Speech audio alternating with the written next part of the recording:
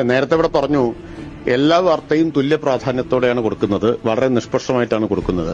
എങ്ങനെയാണ് നമ്മുടെ മാധ്യമങ്ങൾ ഈ വാർത്തകളെ വളച്ചൊടിക്കുകയും തമസ്കരിക്കുകയും ചെയ്യുന്നത് എന്നതിന്റെ ഉദാഹരണം ഇന്നലെ തൃശ്ശൂരിൽ കണ്ടില്ലേ?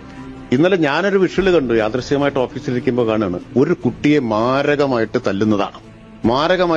അപ്പൊ ഇത് എന്താണ് സംഭവം എന്ന് തന്നെ മനസ്സിലാവുന്നില്ല. ഇത് കലോത്സവത്തിലുള്ള അടിയാണെന്നും ഒക്കെ പിന്നീടാണ് മനസ്സിലാവുന്നത്. ഈ വലിയ മുട്ടൻ വടികളൊക്കെ ഉപയോഗിച്ച് കസേരയൊക്കെ ഉപയോഗിച്ച് തല്ലിച്ചിറക്കിയാണ്.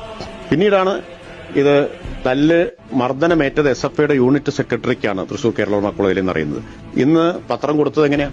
ആ പടം, ഈ ഭീകരമായി തല്ലുന്ന പടം കൊടുത്തിട്ട് പറഞ്ഞു SFI KSU സംഘർഷം. അവിടെ തല്ലുകൊണ്ടവനാരാണെന്നും തല്ലിയവനാരാണെന്നും ഇല്ല.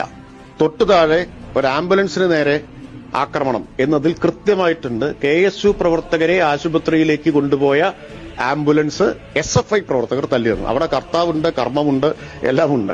നല്ല ഗ്രാമാറ്റിക്കലി കറക്റ്റാ.